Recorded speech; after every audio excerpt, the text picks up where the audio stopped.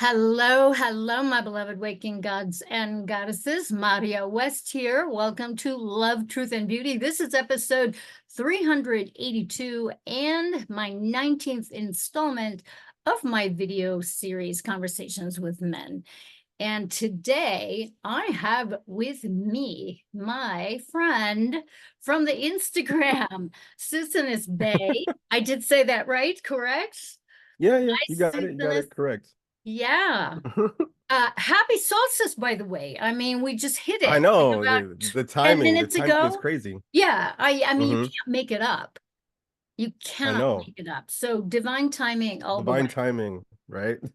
Love it. Love it. Love it. Love it. So, welcome, kind sir. Thank you so much for Hmm. joining me. And Yeah. I know that you were making things happen. And so Hmm. I know that my viewers are very interested in paths of awakening, what that means for you. Mm. Tell us your story, darling. I feel like, excuse the motorcycle outside, but I started my journey actually really young, because I feel like you know how they say like people you were born for this. Yes. I think I had a born for this excursion like from young childhood into young adulthood where I kept having phases of thinking, oh, this is who I am. This is who I am. And the more things I discovered about myself, the more that it led me to understanding more the dynamics of, oh yeah, sorry, this is like this AI thing. So I'm like trying to, hopefully I could get this under I control. know, AI, Anyways, you have no yeah, control over I us, I, mate. I have no idea. It's so weird. Anyways, so um the primary thing that I started with was seeing myself kind of like very outside the box because my mom had passed away when I was really young. And then so I had a hyper observational awareness as I went along, and I started to understand like, oh, like I you have to pay attention to people's feelings. You have to be a little bit more aware so you can like, make as the least amount of people angry or the most amount of people like you, little things that you do as a kid, but you're not even understanding really what you're doing. Right. And the thing that started to kind of come to me over time was, I guess you say an enhanced sense of awareness throughout my nervous system. So I discovered dance and like martial arts and just like street skating and athletics really young, and I like kind Oh, of threw myself into it. And it was like, I guess you could call it for the average man like my spiritual safe haven, you know? So I went throughout the years kind of thinking I was like not like everybody else, but then I also knew that I was just acutely a little bit more aware than the average person. Meanwhile, little did I know that I was getting let's say indoctrinated, but like, being imbued with the divine feminine at a very young age. Because I grew up in mm. a house full of women. And then so I had my two older sisters because I was the baby, and then their two kids. I mean, there are four kids, which were like there was only one boy out of those four kids. So for me, I was always kind of uh being hyper responsive to the feminine, like, oh, like, and then from the authoritative or the paternal side, Hmm. and then Okay. also from the yeah, from the my common peers, my family members. And these things like slowly allowed me to be able to kind of become acute to more people's feelings, and like, things that I think the average guy doesn't think about until it's addressed, because we kind of live our lives very physically as Right. men. Right. uh yeah, outside of like what the interactions that we have with the women in our family who like give us a lot of love or care, Hmm. outside of that, we're usually not like saying, oh, can I consider someone's feelings? Like, it's more popularized now, but even then, like, it has Yeah. a stopping point because it's Yeah. not our natural What nature, what right? era are we talking? Are we talking the 80s, 90s, 70s? Uh What are we this talking about? is this is 80s into the 90s. Hmm. Yeah, because I just turned 39. Oh, you are a Maybe like, baby. Yeah, I know. Goo goo gaga, right? So I so mean that in jest.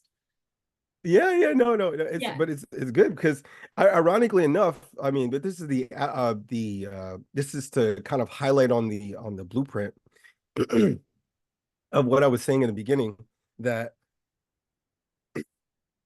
when you say you're born for this, I didn't Mhm. realize how much of my astrology had aligned me with the divine feminine. Ooh, And okay. Do tell. yeah, and then I had a friend break down my chart she's also into human design and numerology, and she was telling, just going through my chart and talking about, placements in Scorpio and Libra and Taurus and et cetera, et cetera. But it really started, I really started to go bit by bit and try to see like, oh, there's been so many phases in my life that Hmm. I've been able to see things, both sides of the picture. One is myself, but the second side as like with the empathy or the just the insight or the the not to say the clairvoyance, but the clarifocus of like saying like, oh, there's a woman's side to this picture, and then Yes. also Yes. this might add balance to the picture. Yes. So because I understood this like awareness as an adult way completely differently, Hmm. but as a youth, I just knew things are more balanced whenever my sisters get their way, or whenever the women in the house are all on the same page. And Hmm. I didn't think that it would be that big of a influence until later on, when I started to hear the kind of like men are from Mars, women are from Venus, like Yeah. type of How do you feel scenarios. about Or that? How do you feel about that whole? I mean, there's two different paradigms. It's Yes. because a lot of the media controls a lot of the narrative, right? And Yes, this is it even does. I'm talking even pre Me Too movement. Because before Me Hmm. Too movement, there was a completely different conversation. After Me Too movement, and then it was like the Me Too movement, the women's rights movement, and the LGBT movement all kind of came up in one cluster, right? And I feel Yes. like that's where, because the media got a hold of people's personal feelings, um it got it got really messy then, Yes. because It got it stopped being weaponized. as yeah, it stopped being as focused on like pure intention of like really showing a person's like plight or like what they're Yes. going through, which I feel like a lot of authors really had to focus on if they wanted book sales. So they had to be a lot more transparent and a lot less divisive, you know? Yeah. But so I mean, so as far as like today's age, like, as far as like the way it is now, I feel like it's completely weaponized and it's really polarized a lot of people, and a lot of people who are actually this is in regards to even waking up. A lot of people who are waking up now are kind of caught in between a rock and a hard place, where I feel like a lot of men and women are having an even harder time to relate without sexuality, Yes. right? Like it's like they have and especially when people are the same age. I feel like age difference is kind of like the ladder, or the sacred rope. Like, oh, I can still talk to this person. So that, like, for instance, a younger guy who works at a hospital or something, and then some older woman who works there who tells him something, or just different little scenarios in which like you would have access to a person who's a little bit older, but it would be a safe environment to have discussions. Hmm. So Hmm. I feel like in this type of dynamic, that's kind of the last safe space, right?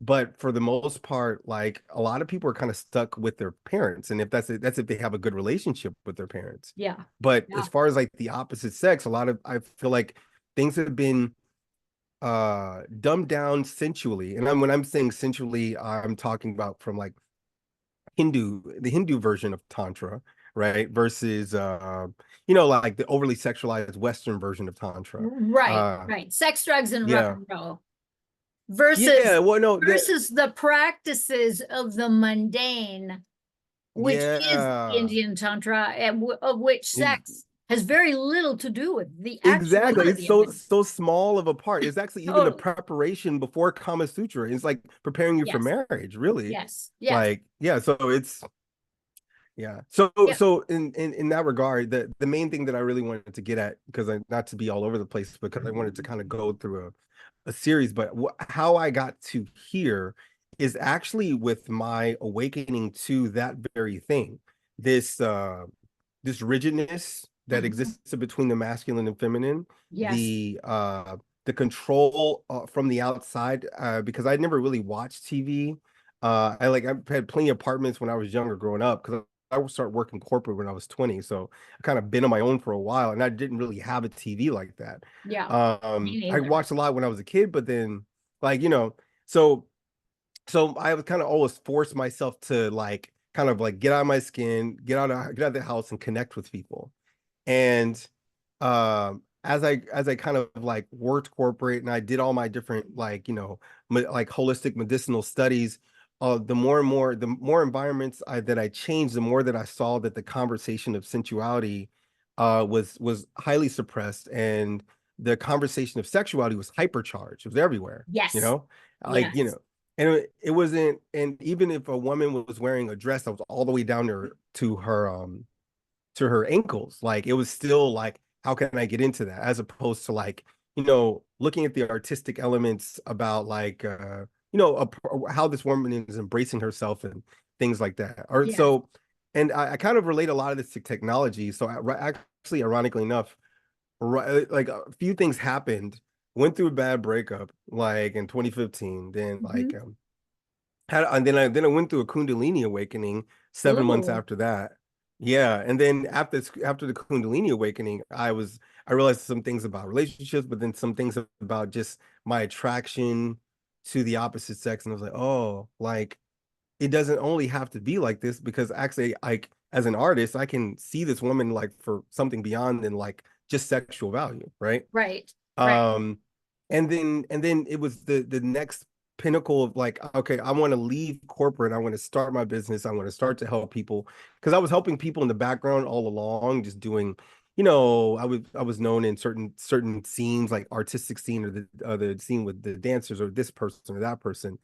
As like, oh, this is the guy who does massage, or oh, he can fix your shoulder, or oh, you twisted your ankle, you should go to Nice. that guy. Nice. Yeah, but then I didn't really take it to the next level because I felt like people weren't ready. But the reality is I wasn't ready. Yes. So, Isn't that um, interesting? You are yeah, the common denominator in all your situations. exactly. Yeah. Yeah. Yeah. And that's hard. That's So, hard for people to swallow in general because people yeah. do not want to have, they don't want to have the lens focused on them. It's always other Hmm. people doing it. But, you know, you were born to do this, obviously, and you had Yeah, yeah, yeah, these definitely. gifts that you recognize early on. So yeah, you Hmm. are the balancer, the equalizer in No, many ways, I think. well, even in actually, believe it or not, I was ignorant to my equalization for a long time. Ah, okay. But What I gave you a felt clue? I felt the weight of equality or balance. I'm like, oh, Right. my life is stabilizing, but I wasn't able to pinpoint and say like, oh, it's this over here when I thought I had to Okay. do this. Okay. Yeah, and then so Yeah. I would notice it every time my life would go out of balance again. I'm like, you know, like so I would watch the scales tick, and I'm like, now, and I would say to myself like, oh, no, I need feminine energy to solve this. I can't resolve this in a masculine Yeah, way, you you can't. know? And Excellent. ironically enough, I was able to recognize this even more so with my clients. So because the demographic actually, ironically enough, it changed over the pandemic. Hmm. So since like about 2019-ish, um, I have been serving women with the as far as like a lot of mothers, right? Hmm. And the youngest demographic of mothers is like 40 years old. Hmm. Like there's usually the like maybe 38, right? And then the oldest is like, women in their 70s, Hmm. right? And I understood around that time period, it's like, no, there's a deep conversation here. And the most impactful people are not only just the women, but specifically the mothers who are connected to families because they gain, social status and like social trust and things that kind of like let people let their guard down. Yeah. Yeah. And I've understood that like that like that generations play a large part in healing the planet, especially with the exposure to technology. Yeah. So Yeah. I've noticed that the older generations understand things on a deep spiritual level a lot more than people who've been inundated and oversaturated with technology since they were a kid. Yeah. And I agree. I've done well, I've done like since maybe 2016, 2017, I've been doing like a technology purge because I was born into the technology age. And I was like slowly Smart. like disconnecting the way that technology had a Mhm. connection to me. And I keeping it at a very, very level plane to where I could be like, um, I could put my phone down for like 8 hours and okay, I'm Yeah. fine with not like I no messages, no nothing. It's like it's okay, right? I'm So very and but bad it's with a my it's a phone, as you know. uh-huh. As you know, me returning phone calls and stuff like that. I mean, people know not to leave hmm me a voice message because I don't even think it's set up, to be perfectly honest. And I barely charge Yeah. the damn thing. Oh, like to leave literally leave voicemail is like it's like taboo. Like they know it's not gonna Yeah. answer. So thank God for the signal because you can Oh actually yeah. do a voice thing. It's a lot easier. You can avoid. Oh yeah, 100%. I actually Yeah. prefer to do quick voice messages versus even sometimes like so if I can't talk to somebody or we just like missing in missing in time Mhm. completely, Yeah. like it's like leave a message, they leave me a message, and we just kind of go back and forth in Yeah. between. Yeah. It And makes a that's big fine. difference. But that there has to be a willingness though to connect the dots. And I think that's one of Yeah, your 100%. gifts is pattern recognition and connecting the dots where you notice I things. actually I was very I don't say ignorant, but I was very just because I feel like as I was talking about these different phases of my discovery, Mhm. one of the things that one of the things that I had to make uh a connect the strings of awareness was I had to say to myself, I'm like, just because you have this skill doesn't mean that this underlying skill that's been there the whole time is useless. Because I think I only valued myself by the skills that could be validated Mm, versus the skills that could be applied. If that okay. makes sense. Okay. Yeah. Huh. Because it's like oh, so like you're good at football or you're good at like math. You're like you're good with like math or with science or with good with like dance or good with women or good like whatever these different dynamics that we could be like socially approved or you're good with people.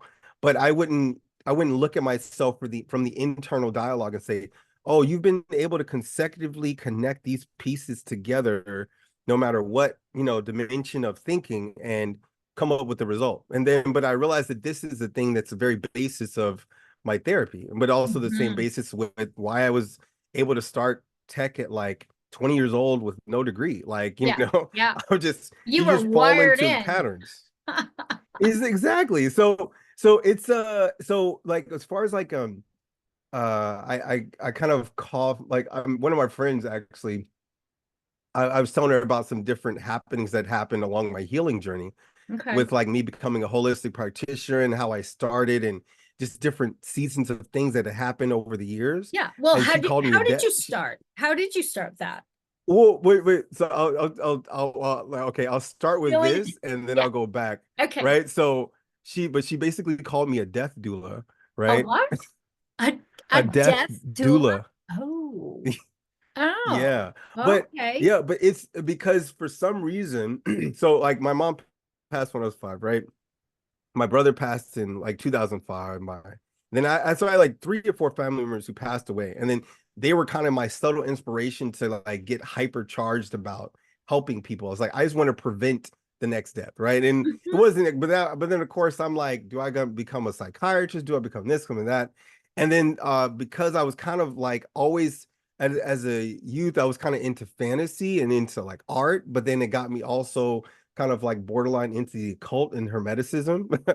Right on. um, then when I started to compare hermeticism and the occult and it back to the real world, then I was seeing like all these conspiracies. I was like, oh, whoa. And then I was like, if there are conspiracies there, like, it doesn't matter, JFK, like 9/11, whatever you're talking about, right? Yeah. Um, but then if there's conspiracies there, are there conspiracies in health? And while I was asking this question, I was working at a hospital. Wow. So I actually had my first real big introduction of like, because in basically the introduction allowed me to rewind to the past where I healed myself by accident.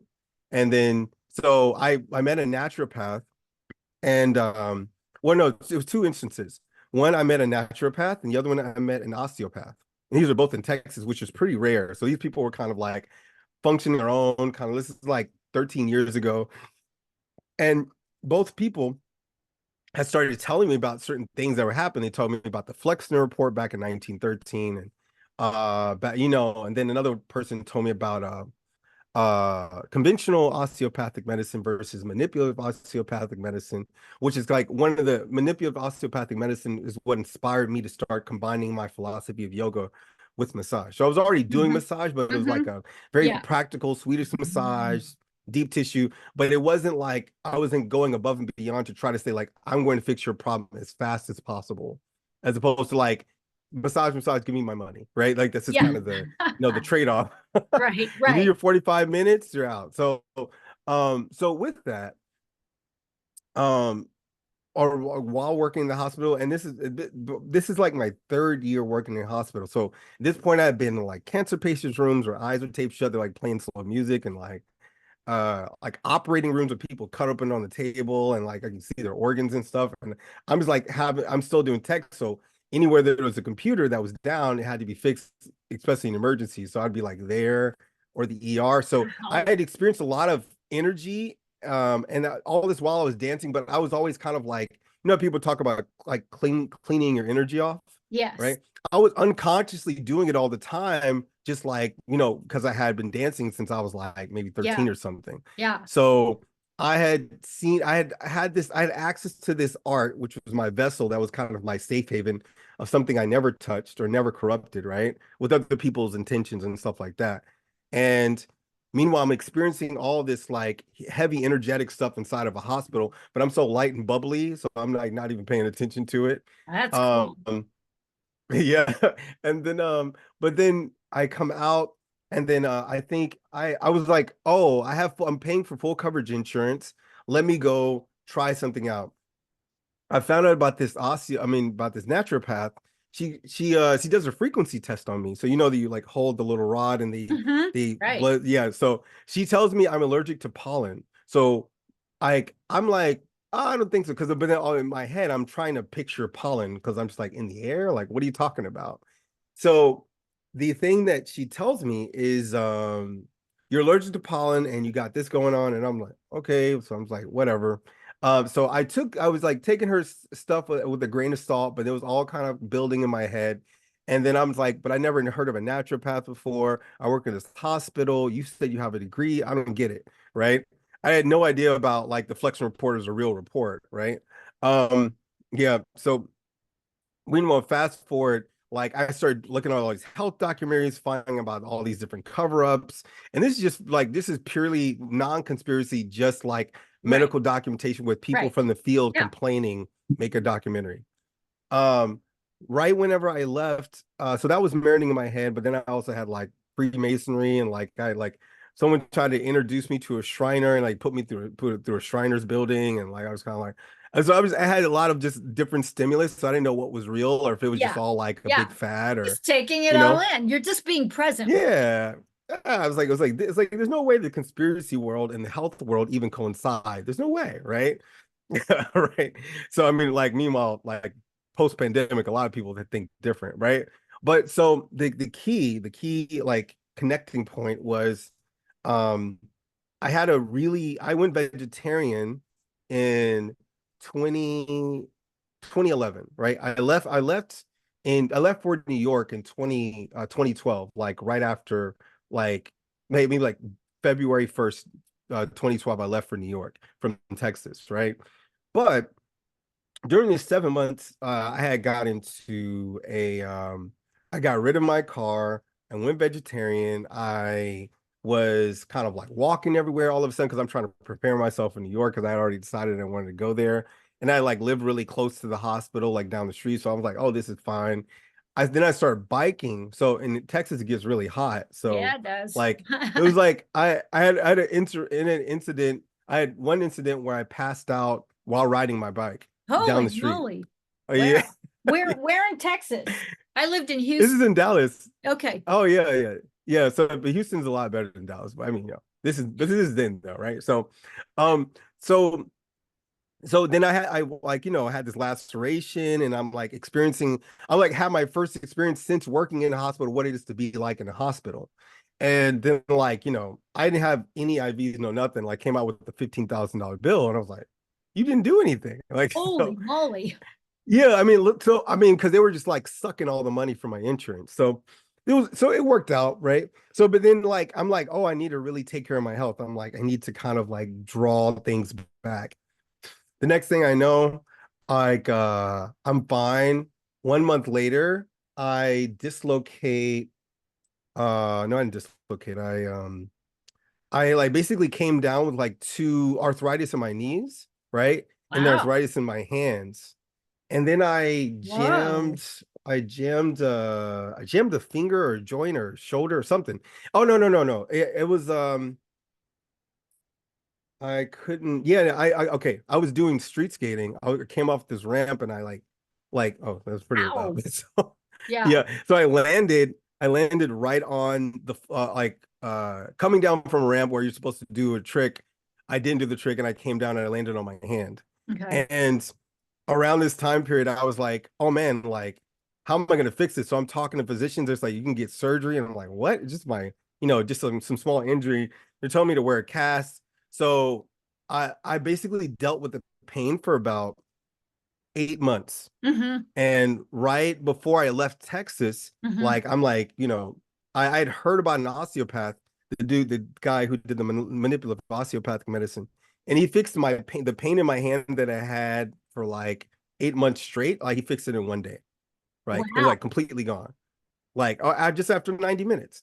So then I was like, okay, not that somebody's lying, but like it's like I need to look into this Yeah, holistic there's thing. Like, something to this. mm, yeah. So so basically, I know it's like a lot of holistics and conspiracy and this and that, but it's just like layers in between that kind of Yeah. connect worlds. So but meanwhile, this whole time I still have arthritis, like, but I healed the palm injury. So I'm like kind of determined. I had already done one yoga teacher training at that point, but then I go, okay, let's do the next part. So I do the second yoga teacher training, um, which the guy who designed it, he was Colombian. He came here right after a war, but he got his citizenship that way. He was a massage therapist for 20 years, and then he decided to do yoga for grieving, just to be able to kind of like cleanse his energy. And next thing he knows, he basically creates his own style of yoga. But a lot of the principles are based off how the muscles work in massage. Okay. All So right. I was Cool. able to heal the arthritis in 2 months, but I had it for 2.5 years. So like at this point, I'm like, okay, I'm able to heal my hand. I was actually born with asthma too. I cured my asthma when I was 17 by accident, by like just like becoming very athletic over a summer, and then all of a sudden it just kind of dissipated right at the middle of my growth spurt. Mm-hmm. And so I'm like, cured my asthma, like fix my palm, fix my shoulder, fix my arthritis. I'm like, okay, let me go down the rabbit hole of like holistic medicine. And then I kind of it's been like kind of uphill and downhill from ever since. It's kind of like a roller coaster, you know? Mm-hmm. Mm-hmm. I think it was I basically, through my physical belief, I opened up myself to spirituality. Yeah. And Yeah. ironically enough, this is how I work with my clients. The majority of the work I do a lot of empathetic, like I like empathetic focus with Mm-hmm. physical touch. Mm-hmm. And it's somatic in nature, but Mm-hmm. my primary focus typically is like how much closer can I bring people to understanding themselves. And I start with the slow medium of like, this is what you want, this is what I can give you, and then I slowly open people up more to what the potential is, you know. Mm-hmm. And at first I was only going for the body for so long, And then after having different experiences, meeting people from different cultures and different ways of life, I realized that I just need to be more serious about it, you know, and be more intentional with like helping humanity kind of come to life in its own natural focus. Yeah. And ironically enough, we were talking about the divine masculine and feminine. It was my discovery of the divine feminine within myself and how it showed up that let me leave corporate and go into like creating my own practice. Yeah. So yeah, I don't know if Cool. this is a lot. I was trying to No, like make sense. it's very good.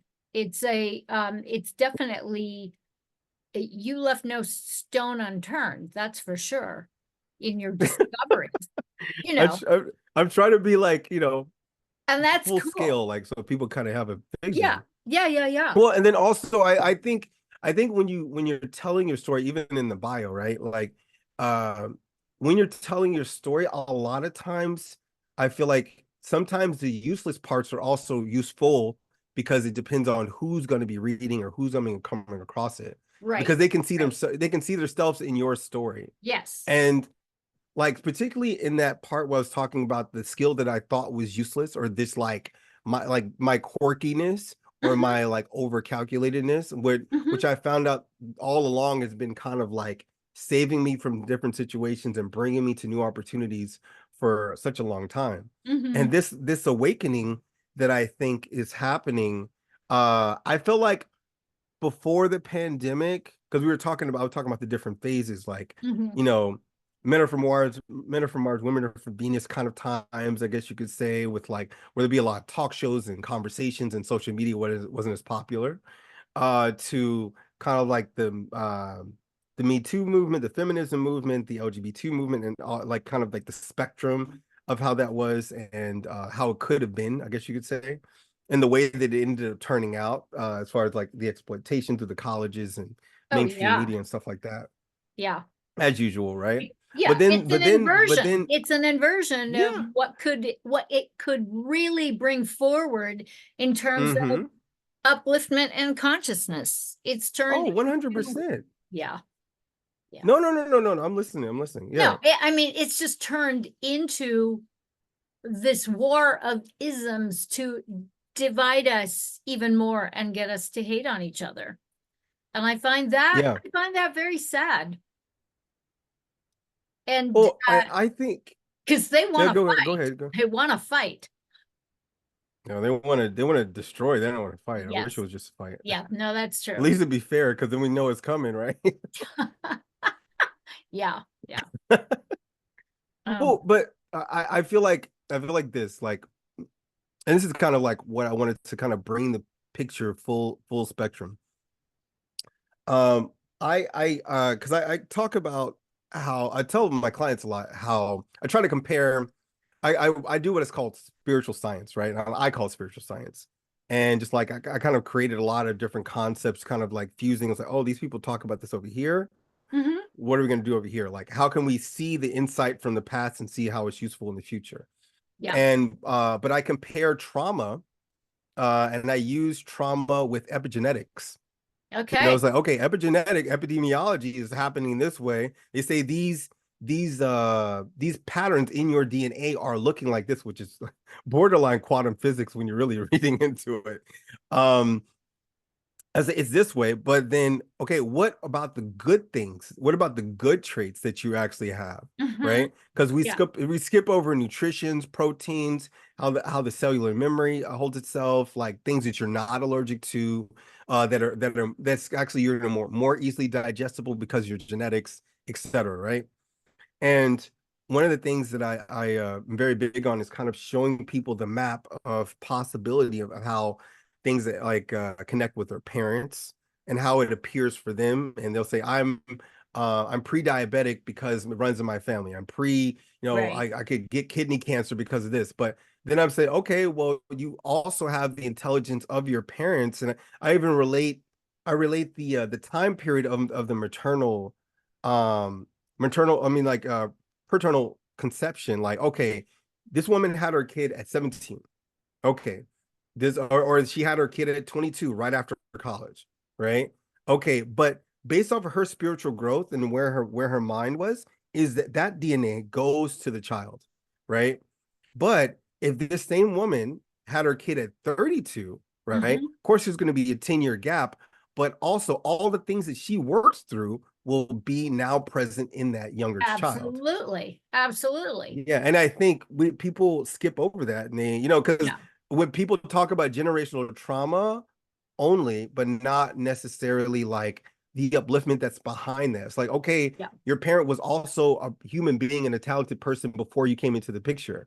So just because these things exist in the past doesn't mean that you can't get over it, or like, Yeah. you can't work through it with the same strength that they had, Yeah. you know? Well, that is where Yeah. a lot of the work that I do, we work on a lot of prenatal stuff because Mm. prenatal is our first connection to our mothers and their Yeah. lineage, along with the Hmm. totality of human experiences when you're talking about the Hmm. collective pain body of what it is to be a human being on this planet, Hmm. whether you're talking about this construct or the two previous ones, if you're into it. Hmm. So we go down the line. And I think that work is critical, critical, critical in moving forward human consciousness. But a lot of people Yeah. poo-poo And that. not all people are a lost cause. Yeah. This is actually one of the reasons why I designed my healing system. I call it the iOS healing system, almost like the iPhone, right? Mhm, But it means indoctrination of self, like basically mhm. indoctrinating people into themselves Yeah. so they can understand themselves. Like, it's basically taking multiple different hermeticisms with natural approaches of how the body heals itself, and Mhm. showing people a way out, Yes. as What are you opposed to saying saying I like, am I'm too, condemned. exactly? Yeah. Wait. You're saying what? Sorry. What are you saying I am too?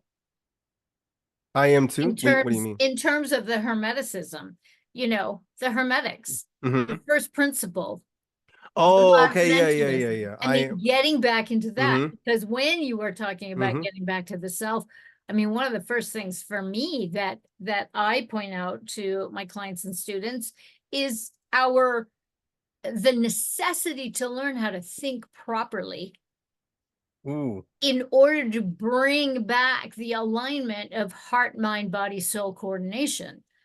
Hmm. Because if you don't think properly, all that is going to be misaligned. 100%. I mean, like, actually, I'm very big on, and some of my clients get mad at me, but because I'll talk about religion. I'm like, hey, as like, and I'll specifically tell them, I was like, it's not that anything that you believe is the bad thing, but I like, you should know that one, everything that is an idea was created by somebody, right? And then a lot of these books, like the majority of books, I mean, kind of talk about like, like some of Santos Bonacci, Jordan Maxwell, etc., people's work when he talked about astrotheology and how most religions come from the stars, right? And our connection to nature, even go back to Kemet or Egypt, Mhm, and like mhm. how the ancient Egyptians did it, the Egyptian mystery schools, like, et cetera, like Pythagorean schools, like you can take them all the way back to, like, I mean, for lack thereof, like something like Moloch and Baal, and Yep. like these, I most things that we see today in the form that they still exist were something completely different during the time periods that they came around, right? And the planet was completely different. Yeah. And I think one of the most misunderstood things is not understanding that we can't make the past now. We have to live the future as it is. We can only learn from the past. And I feel like if we looked at religion as a science of something that we can study, right? And looking at, and then because then we'd start to have to look at all the religions. Like, oh, what do these people in India say? These people in like ancient Japan 500 years ago, or even Japan post I mean pre World War II, how the society looks versus now. Like, I mean, getting into like even things like the Tartarian Empire, or like, things were happening in Mesoamerica. Like, there's the world has tons and tons of layers of information of understanding, but a lot of times we're all just saying the same thing from one generation to the next. Yes. And It's all when you go, interchangeable. yeah, and when you go back to singularity, when you go through hermeticism, when you go through kind of the paradox of realizing that you are the one that's important in your own life, then you can start to like catch up and say, oh, like I don't have to be as stuck as I think that I am. I can look beyond this. Right. And you can start to find your own answers. Yes. And like realizing that like it's not bad to relate through other people, through religion, but you shouldn't uh use it as a doorstop to prevent yourself from understanding the rest of mankind who don't follow your way of life, you know? Yeah. Yeah. Or even the opposite sex. I mean, like, I wish you could stop there, but I mean, the feminine was one of the things that's been this biggest suppressed in most monotheistic faiths. So Yes. Yes. And I think it's done yeah, on purpose to of course create it the is. Yeah. war, to create the war Hmm. and the divide. Yeah, because once the I mean actually it's pretty I like devious ingenious, like if you wanted to call it like devil's advocate there, right? Uh because when you look at the structure of a like just down to the most simplest gathering of humans, like literally just a village, right? Like it's typically the village is elevated based around and innovated based around the preference of the feminine, right? Yeah. It's either and then if you something's constructed, it's constructed not just to build it, but also for the convenience of people to access, i.e., the feminine. And who's going to bring up the need Right. To keep for an certain eye types on of the things? feminine, to keep an eye on the feminine. Exactly. Because of the Yeah. distortion of what some of the women did in the olden days of Oh yeah, yeah, yeah. really taking the menstrual cycle to a whole other cosmic level, that because the menstrual Mm-hmm. cycle was in alignment with the moon, that women were actually Yeah. goddesses incarnate and not human. No, They were seriously. superhuman. And the manipulation Mm-hmm. that happened where they were manipulating the men instead of saying, Yeah, yeah, 100. actually I was sleeping with your brother and your father, but no, the ancestors came down from the stars and knocked me. You know what I mean? Because we were Because it wasn't yours, right? But I mean, I it's make fun of no, it, but but it's no, yeah. no, but this is actually very like I think this is one of the most humbling things to really, really, really connect with. And I feel like you can't Mhm. connect with basically I usually say this. If you can't connect within the darkness, you can't connect to the darkness within yourself, you can't see the darkness in other people That's so from a true. humble perspective, Hmm. especially the people you admire. And I think that's Hmm. one of the reasons why the pandemic is the way it is.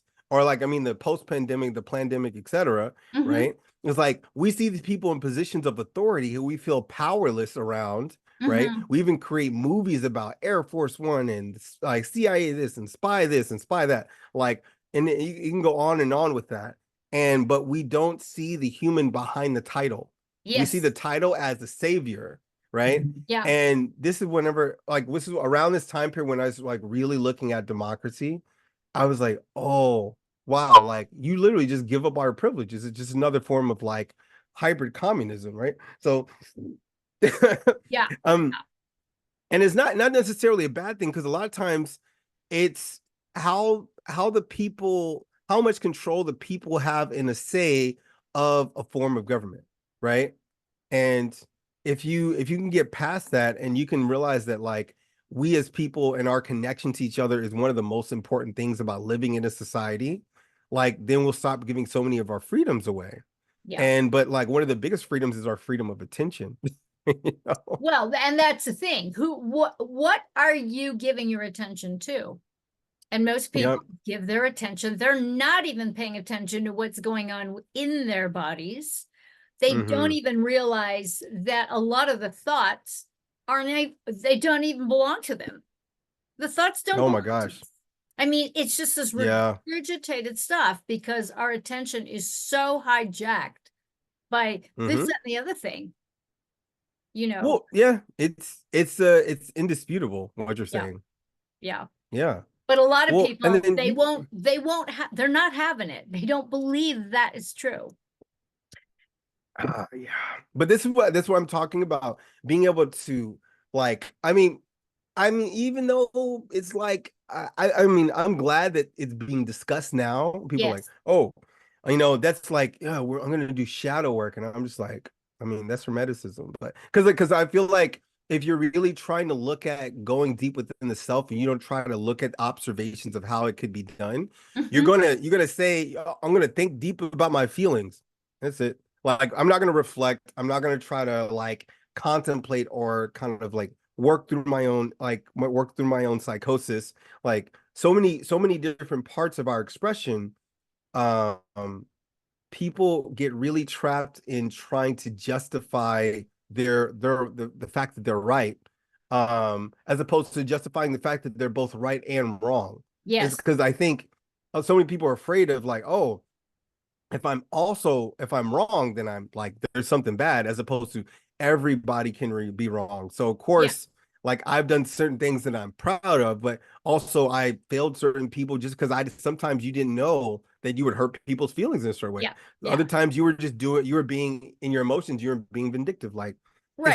it's not And you're bad not to responsible for how other people react. it, and it sounds pretty heartless, but I think Yeah. the reality is, like, when you look deep at nature, like, that's kind of how nature Yeah, really nature works. doesn't give a shit what you feel. Really doesn't. Yeah. My favorite ball cap says fuck your feelings. I love that thing. And I love wearing it because people are either aghast or they run up to me and go, "Where did you get that? I want one." So it's That's like this hilarious. it's like the split of people, but for the most part, people are like, "Yeah, yeah, I'm tired of Because, tippy toeing around." well, and I feel like this is the thing.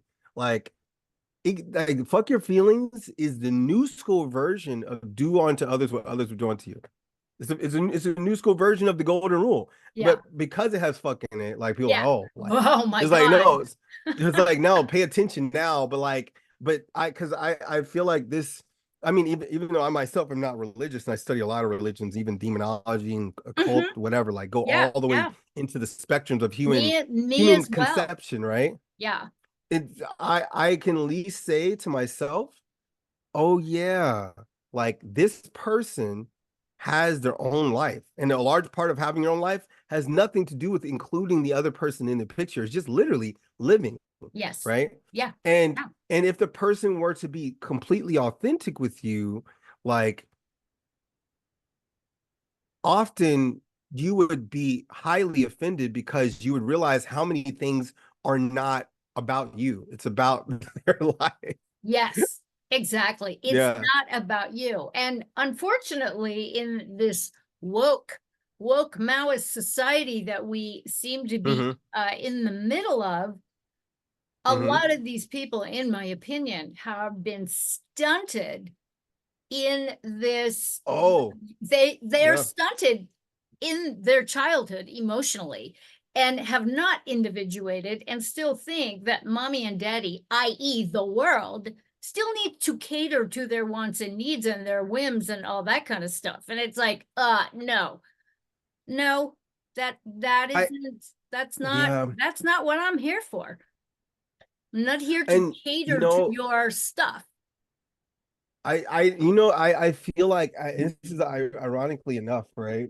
Because as a first world power, I think we've been completely dumbed down for how the world really works, right? Yes, yes. Uh so I think, well, actually, ironically enough, because I saw this dynamic, right? But it also exists in Asia, believe it or not, in first world Asian countries. The big three: Japan, Korea, China, right? They And are I used to teach. shame-based societies. Oh, no, no, not only that, right? But this is because I'm saying the being that they had a like global social status at a certain point, right? Well, and then maybe I would also say France is like this too, right? But one of the things that because of people, like, admiring their science and catering, catering to the society because it was special. The English literacy rate in in these countries is literally less than, I mean, like it's less than 5% in most countries, most ages. Like, so Japan, Korea, China, like I think China's at like maybe 93% illiteracy of English, right? Same thing with Japan and Korea. And they kind of have their own dynamics of it because when I because it's almost like a mirror of America because they've also depended on exporting to us for so long in other countries. Um, but this the our attachment to not having to learn another language or not having everybody come to us, and because we're so special on the world stage, it prevents us from knowing about how to adapt to the rest of the world. And if you're not willing to humble yourself to Yes. realizing like, Yeah. man, I'm going to Germany, I know no German. Let me at least look up Yeah. some basic Yeah. phrases. Like these like little because the thing is like I'll see people making six figures have never visited a foreign country in their entire life. Yeah. That's And then you they've have never somebody speak. like me who's traveled to over Uh-huh. 110 countries, and I You wasn't see what I born mean? here. I had to learn English. So yeah, I Mm-hmm. agree with you. A lot of people Yeah. think It, that it humbles you completely. everything is in the English. It's not. No, no. I mean, even like, I mean, 'cause you probably know this from traveling, especially in like I was just while I was like coming up with like the new innovation throughout my with my new age demographic for my client base and all this other stuff right before the pandemic. I was in Cyprus, and then after I was in Cyprus for 2.5 months, and then I came back to Which the part of States. Cyprus? The Greek Cyprus or Uh no, yeah, I was is oh not the Republic of Turkey part. I was just okay. talking about yeah, Oh, just I Cyprus, know. Cyprus. I know. I Yeah. dated someone who would not leave their mama in Cyprus, and I was Oh, so I anyway, mean, that's a whole it's very other homey. yes. No, it's very homey. Like I remember I was my first time finding out about like that a whole entire island takes vacation for 3 months. I was like, just because of Like tourism, they like what? literally just stop Yeah. everything. I Yeah. was like, what? Like the whole island? Like not just, people, but like, So I mean, but it was such a thing there. But I was there I was in Katapafos, which is like kind of like the west side. And then oh no, it's the east side, and then I went to the west side in Larnaca.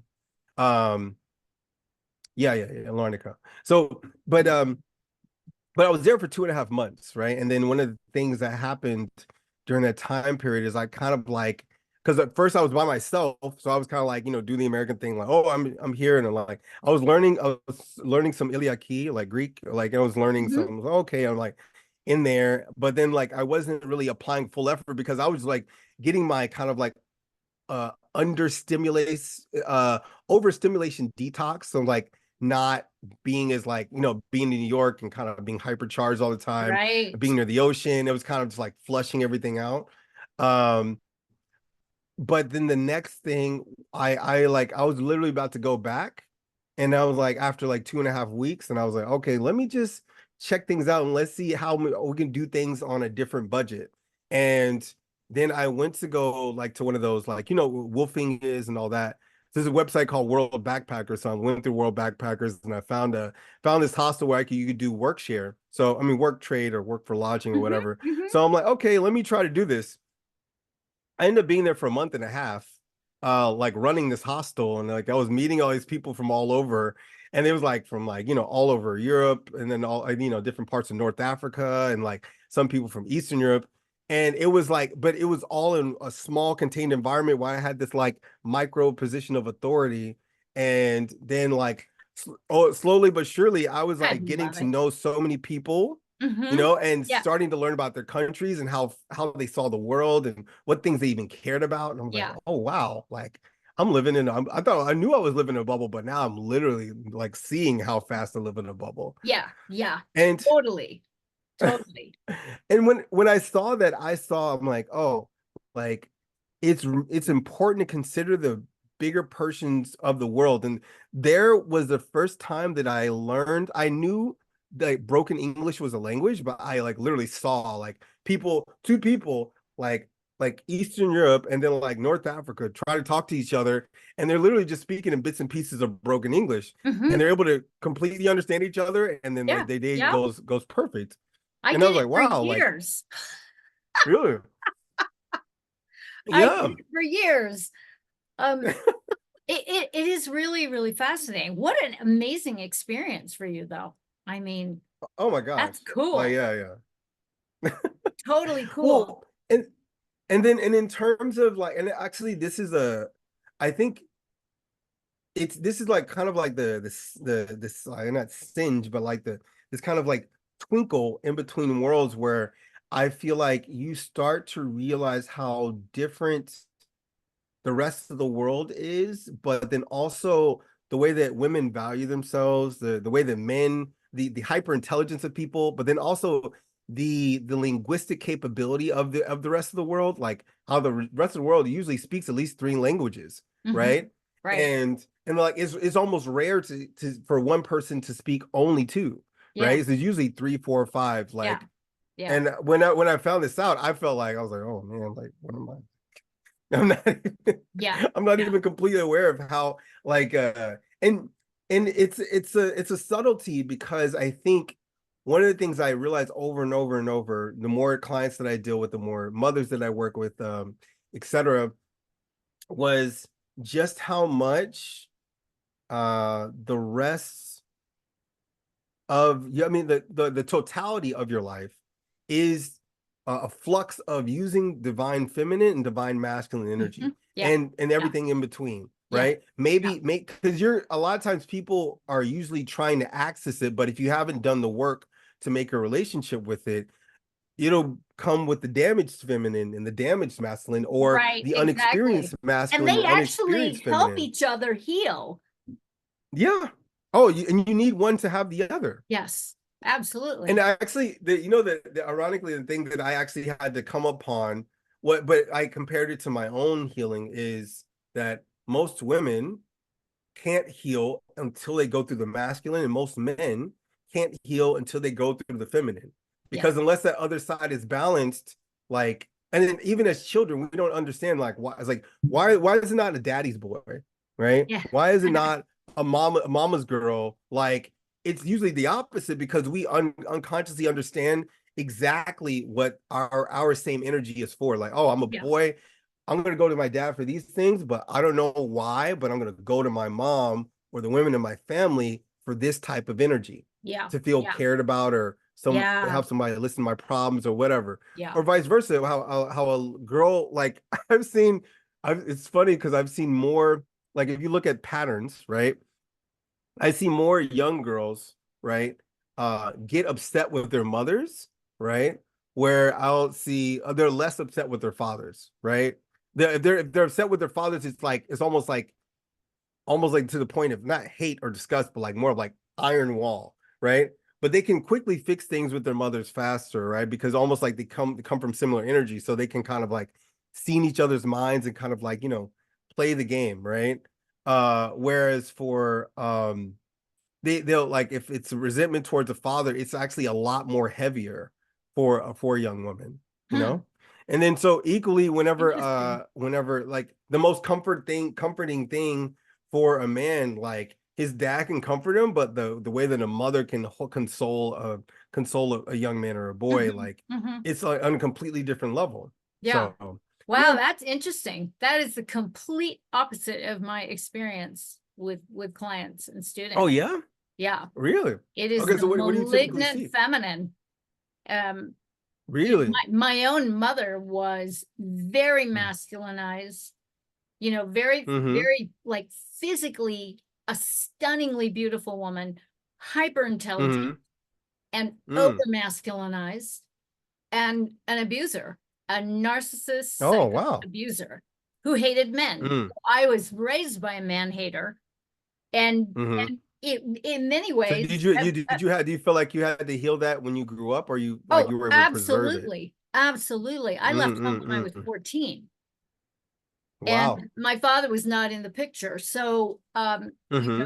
my experience. So, because of that experience, Mm-hmm. I learned how to be out in the world very, very early on, how to Mm. apply my masculine energy in order to Mm. survive out in the world. So Mm. Mm. I learned very, Well, very quick. actually, but no, to actually, I'm to like to hit on what you're saying, because this is actually Mhm, something I've noticed with a lot of my clients is like the masculine armor, right? Because that's the mhm, first thing you come across that a lot. Like I would say, surviving in the world has two different phases, and I feel like less women find the hyper feminine of, like, not really damsel in distress, but more of like, borderline, like unaware muse, like people just want to give them stuff, right? mhm, mhm. um but more women find the masculine, I've find the masculine armor as like the safe space, right? So they'll put on the masculine armor and then they say, I'm ready for the world, and they become almost kind of borderline militant, like about how to express themselves, how to survive in the world, how to not being taken advantage of by guys, and how to do this and how to do Yeah, that. yeah. And then but but I think with the unawareness of understanding that it is an armor, and like people like associated with like their personality, Mhm. they're bound to become the exact thing that they hate. So they become egotistical, narcissistic, and Yeah, that like did not hyper. happen for me. I went in the complete Yeah. opposite Well, direction. no, so I'm saying But that because I feel like you I'm you also found the on the balancing factor, but spectrum. I'm also on the oh spectrum. yeah. I was just diagnosed as autistic. So in looking back Wow. on my developmental years, I masked Mm-hmm. a lot of my vulnerabilities, my sensitivities, Mm-hmm. my To the armor. Mm-hmm. awkwardness by Mm-mm.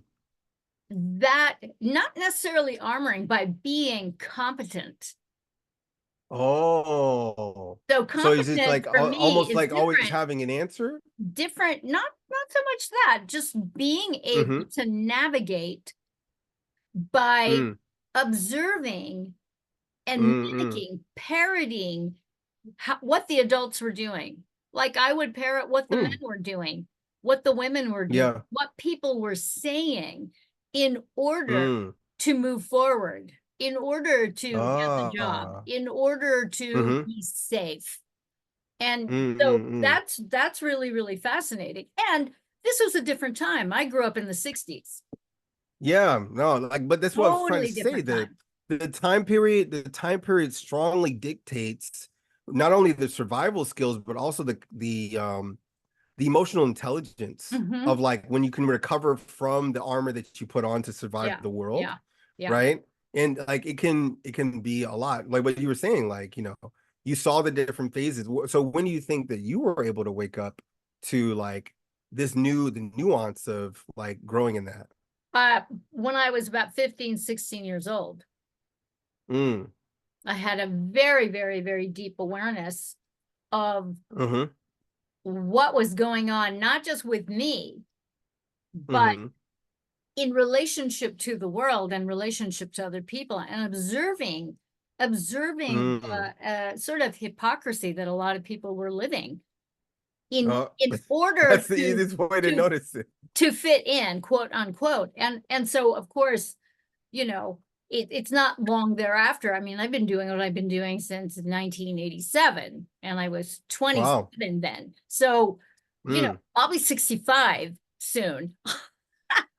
So it's like You this. look I like mean, 65 young, because you look like you're 45. well, thank you. And that's the thing, is that I think the more consciousness energy of that balance between the masculine and feminine. And I think it's not even really a balance. It's the dance between them that we embody, Mm. because it's Yeah. not 50-50. It's 70-30, Mm-hmm. and it's fluid. It's not static. Mm. It's not a one and done kind of journey with the masculine and feminine within that we all embody, regardless of whether we're a man or a woman. And I think Mm-hmm. learning how to navigate the world, and moment by moment by moment, whether you're making a meal or planning something or doing some kind of self-care to relax, these components, our masculine and feminine within, we have to work with each other. They have to Oh, work together, 100%. you know. Well, well, when you say, actually, it was so funny, right? Because you were talking about how the masculine and feminine kind of like switch, right? And these polarities are going back and whoa, uh, they're going back and forth no Yeah. matter what we do. Like, Yeah. I know this is kind of like how I was saying before, like how you don't know if it's the divine masculine or the feminine that Yeah. you need at one time or Yeah. another. But I think it's a really good description to like describe the 70-30 or the like maybe 80 Yeah. 20 Yeah. type of percentile. Yeah. You can't always come with one energy to solve a Yeah. solution. Yeah. And then also a lot of times by the time that you find the energy of the opposite, it's where the challenge in your life actually is. Yes. The thing Absolutely. that you'll And be I can using the name that least. one. I can name that Oh one. yeah. I had to be, I Mm. think I was like 21 or 22. And by the time I was Mm-hmm. 22, 21, 22, I'd gotten fired from at least 25 jobs Wow. because I couldn't take direction. I Mm-hmm. saw through in my opinion, the idiocy of some of the people I was working for. It's like, okay, well, you want me to do that, but if I do it like this and this and this and this and this is going to get done. End of Mm-hmm. story. It's going to be efficient.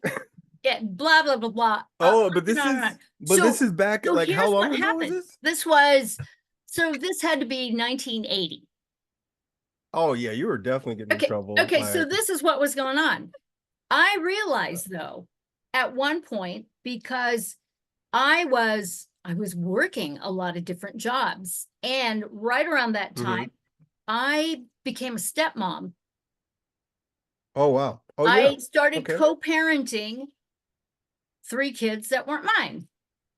And Wow, that's heavy. what it did is that I had to examine the various roles and energies that I was working with. Like I had a very distinct appreciation for what I called my inner man. And I remember going into a Mm. meditation right before going to sleep. And I had an alarm clock. I had to get up really, really early. And I remember in this meditation, my little man was imploring me to stand down and stop castrating him. And I realized, oh my God, this is what I do. And I do it to myself because I have all Oh these things that wow. I want to do. Mm-hmm. And but he can never do it fast enough. He can never do it the way my inner feminine, wants it to be done. He couldn't do anything right. Mm. And so Mm. I was constantly, I remember having a Wow. notepad talking about, okay, I need to be able to do it like this. So in many ways, my inner feminine was directing my inner masculine on, okay, if you're going to do this, this is how it needs to be done in order for it to be efficient. So I was doing the exact same thing to my inner masculine as I was doing to my employers. I was just bossing them Oh, around. whoa. It was Well, no. So wait, actually, so like if it you was I don't think okay. incredible. So this is like subtle ingenious that I because I really kind of like slowly like push this energy towards my clients all the time about Mhm. understanding their masculine, right? Because I work with a lot of women. Yeah.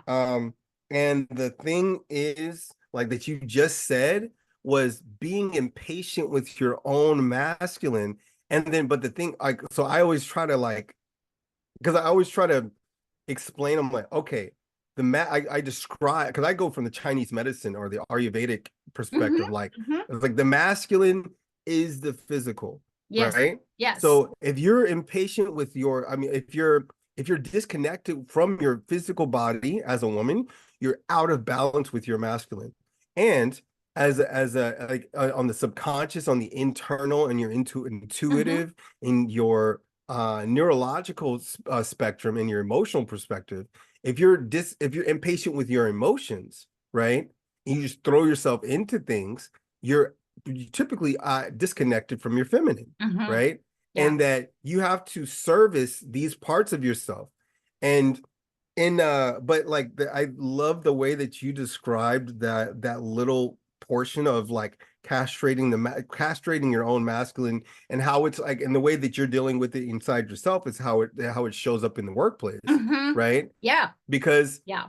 it also turns out to be this very thing where how so many women, why they feel insecure, why they are so critical of their body, is because they don't give their body permission to be in control. Like they have to, I Mhm. mean, like as far as like, okay, like I'm gonna have to trust my masculine, which means I'm gonna trust my body, and I have to get in touch with my physical Yeah. self Yeah. and make a Because it's relationship with doing, it. doing, doing, doing. I was doing, Yeah. doing, doing, doing Mm, constantly.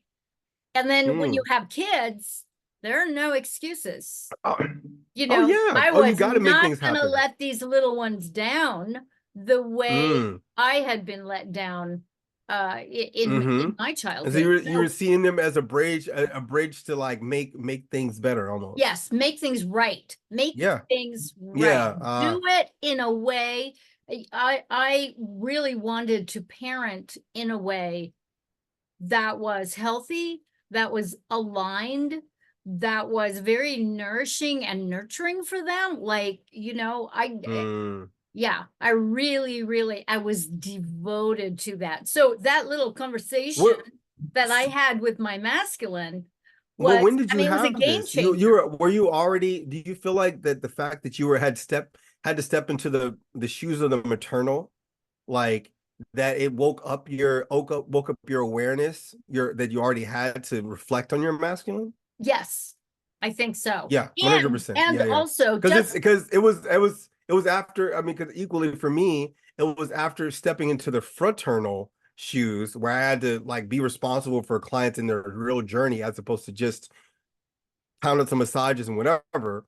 Like then mhm, I started to wake up to my divine masculine and say, "Oh yeah, wow, yeah, like I can't approach all these situations with, I have to use this feminine energy to balance this out." yeah, So like I think you touched on something really important because it's yeah. so subtle, but like Well, if you can well, here figure it was out, the I feel that a important lot of thing people could too. change. So part of what I Mm-hmm. discovered, and this was my own workings of, I got into breath work, I got into all sorts of things, and I Mm-hmm. realized that the energy of nurturing is the energy of gifting giving. It's from your heart out to something outside of yourself, whether it's a child, a person, a cause. And Mm-hmm. that is very pointed, directional. It's masculine. Mothering Mm-hmm. is masculine. Oh, yeah. It's very, Well, no, no, very no. I masculine. would It say is it's I wait, action, wait. and it also Uh-huh. involves the receptive principle, which is the feminine, to Mm-hmm. be able to, The 70/30. yes. Yeah. So I Because made that I'm not even gonna connection, cut, and but then like that and then was, The Pareto distribution, 80-20 instead of 70-30. Let's do 80-20. oh yeah, right. I was like, because I'm kind of a math geek, and I'm like going, oh, girlfriend, yes. And the kids were a boot camp for me, Wow. because of my own Oh experience. yeah, because they weren't your own, but Yeah, you had so much love for them, so you're yeah, like kind of like, and you're wanting to show up yeah. fully. And their Yeah. father, who I had dated just a few months, was in India as a Hare Krishna, where Jacob Oh became wow. Johari. So, it's like, it's really interesting. So I became their stepmom with, and Oh helped wow. co-parent them Mm. with their grandparents. And it was just a very Mm. interesting time in my life. And I think it actually saved my life in many ways, Wow. you I know. can see that. Yeah. Because sometimes it's the aiding of the energy that allows you to become the best version of yourself. But Yes. the best version of yourself, it has to go through its metamorphosis in order Yes. for you to like, it's not just the fact that they're there, if you don't interact with this, you're never gonna have the Yeah. new enlightened Yeah. experience. And it was a sacrifice. It was a sacrifice of, Yeah. I think, my youth, because when I think back to it, all my friends, what were they doing? They were Mm-hmm. snorting cocaine, they were partying, they were drinking, drugging, This is the fucking their 80s. brains Yeah. out, making tons of money, whatever. I mean, it Mm-hmm. was the 80s, be all that you can be. Mm-hmm. And I was like, Mm-hmm. it's like those days were over. I couldn't ride a motorcycle anymore. I couldn't be Mm.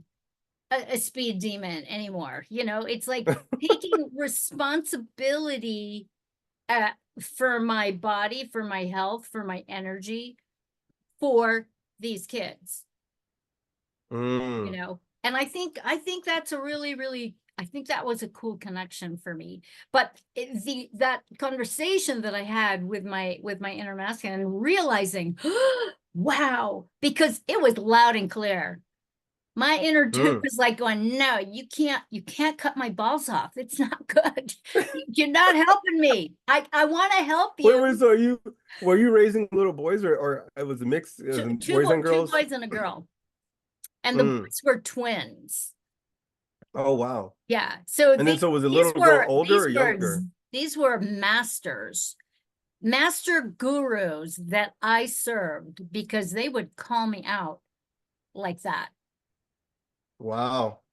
Yeah, it Yeah, was. I mean that's one of the gifts of children. Yes, they Is their kind of tell ability to it be able to like see it it. is. Well, especially if they don't get mentally castrated, you know what I mean? Because I feel like Yeah. with the way that the systems are, from the school system to the way that like commercialization works, and Mhm. like yeah, kids right now, like at like 1 years old, have a cell phone in their hand, like, That is and so. it's just, Oh, I'm yeah, horrified like by it's that. every time I see it, I just like racks my brain. Or even equally, how the cell phone is the attention distraction or Yes, medicine, it's the right? babysitter. Be whenever the kid is screaming at the top of their lungs, right? Kids like and then like Yeah. distraction. Yeah. And I've seen that a lot of times. I like literally just want to like shake the mother. I'm like, no, like Yeah. I get it. it's the sugar that you're feeding them. It's the early childhood vaccinations. Like it's Yes. like all these things that are throwing off their brain chemistry, and you wonder why. It was like, and then like the scream that you hear is like somebody going inside their brain and like pressing the Yeah. button. It's like, Like it like yeah, and then they just like they're letting out the screams because their nervous system is going crazy, yeah. you know? Yeah. It's just Yeah, overtaxed and overstimulated, probably with all the yeah. 5G stuff as well. It's just, yeah. Oh my gosh. Oh Yeah. yeah, and then because you're as a child, you're so much more sensitive to things. Yeah, yeah, yeah. My Mm, kids we did not watch TV. We had experiences. We read, we cooked together. We would plan mm, meals together. Like one of the boys wow. was totally vegan. So as a little Mm-hmm. kid, he was like this little geeky vegan child that would check out It's funny. library books and go, let's try this recipe. And Oh, so, so good. So back when books still had real information in, right? yeah, it's cool. Yeah. It's a cool thing. Wait, but so how old were they? Were they So when I first got them, I got my stepdaughter was 9 months, and her mother wow. was a heroin addict. So Wow. yes, that was intense. So she was a heroin addict baby when she was born. Mm, So I got her at 9 months, and the boys I got when they were 3. So 3 and 9 months, wow. and almost 3. So you poured all the energy into them. Like I did. you couldn't miss any spot. No, Yeah. no, but I had help. Yeah. I had their grandparents. So it's just Of not course. Yeah, just yeah, yeah. me, but it was fun. Yeah, I mean, But I look still, like back the on it. being the figure that they of responsiveness and trust, and like Yeah, it holds a really big impression on the mind. yeah, So like it's great that you were able to step into that role. yeah, yeah. Hmm. Yeah, it was very, very, very intense. So it's almost like the universe just went, "Oh yeah, you had a bad childhood, did you? Let's see how you're gonna do here, right? Yeah, let's see what you're gonna do with this." You But received your training, and now you're gonna step into the real battlefield. Like, it was boot camp. But I think mm, I think like your experience of losing your mom when you were so young, that Hmm. in and of itself is a boot camp of, Oh my gosh, yeah, you know, yeah. Well, I just mean, I really actually, like, I'm not saying I'm thankful, but like Mhm. even in the dimension of, I was saying, looking at the darkness, right? Yeah. Because, like, ironically enough, my when my mom passed away, she died from lung cancer, right? But she was a smoker, right? But then, like, Mhm. so as a result, by her being a smoker, it passed on asthma to me. Uh, yeah. But then and then, like, so my brother, like, when he passed, he died from like prescription overdose because he had HIV. And then, like, back then it was like every being misdiagnosed as like the eternal death sentence, like you're not gonna live past this month and da da da da, right? So I had seen these things show up in my life, as far as like the indicators of, like, not like things you can't control, right? Mhm. And then the Mhm. thing that I had to realize outside of that, going through the path of hermeticism, is that my mom was a person. Like, it's like, yeah, she was your mother, but she was a person. Like, so you're gonna forget about the person because you're attached to like your desire for her to be there and kind of like rub your boo-boos, you know what I mean? Mhm. And, Mhm. like, Yeah. luckily I received a lot of love from my sisters. Mhm. And but the thing that I saw was, as I got older, and it made me appreciate all the things that my sisters did for me, but then also just appreciate so many women around me. And then, so, like, at one point, I mean, it was maybe like around the time period, maybe the beginning of the pandemic, but maybe like a little bit before that, I had turned on the divine masculine as a part of my persona whenever I came to step into a healing circle, specifically with mothers or even Mm. with women, Nice. Say, okay, I'm showing up as this guy with African descent, American speaking, English, this, like, I have all these different layers for how this person's going to take me in. And I Mhm. can't control what they've experienced before I came here. I Right. just can't, Right. you know? Wow. It's like, but I can step in to be a subconscious influence of, like, a safe space and the different figures of how it would be, whether that person is also the same background as me, Mhm. or for Mhm. a person from who barely speaks English from all halfway across the world, right? So I've understood that in stepping in, like, in order to heal childhood trauma, it sounds kind of backwards, but you shouldn't think about yourself, you should think about your parents, right? And if you look at their, like, and then the biggest easiest way to understand your parents is to understand history and when they were born and where they were in the world. It's like, yeah, Absolutely. you Absolutely. know what I mean? Because you are the collective and the sum of all their stuff. Exactly. And then, so if they're talking, it's like, oh, how people could talk about the boomers. I'm like, do you know how much war and, like, I'm at the what is end it of the called? boomer. Yeah, right. So you I'm on got the you got that cusp last of boomer sliver, and Gen X. Holy moly. right? So, but so actually, I'm pretty sure you noticed this, right? Because this is actually something I was going to bring up, but this is like with the epigenetic stuff, right? Hmm. So I'll say the epigenetic stuff, and then I'll talk about the boomer Gen X thing, right? So, me being, because I was the baby, right? My mom had me when she was 40. She passed at 45, but because she had me, like, if she was alive today, she would be, what, like, if I'm about to turn 40, like, next year, she'd be 39 years older than Hmm. 45. You Yeah. like, she's Yeah. like almost in her 80s, right? Or Yeah. 70.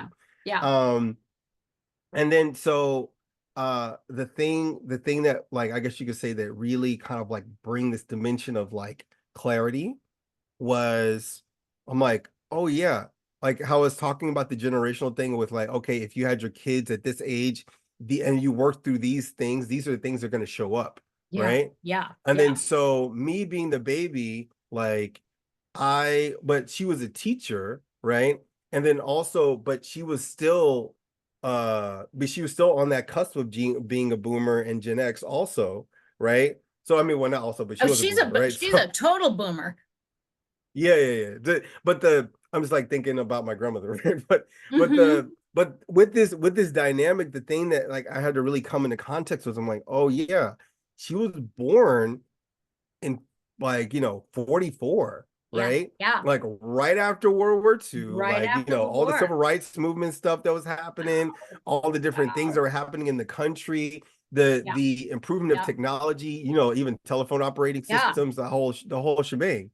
So I when I was doing this generational trauma healing over time period, and like not even just making a subconscious fabric of reality of like her past and present, right? Yes. The thing that I saw, which was my healing dynamic, was that I allowed myself to realize the gifts that she gave me because of when she had me, but the time period that she was born.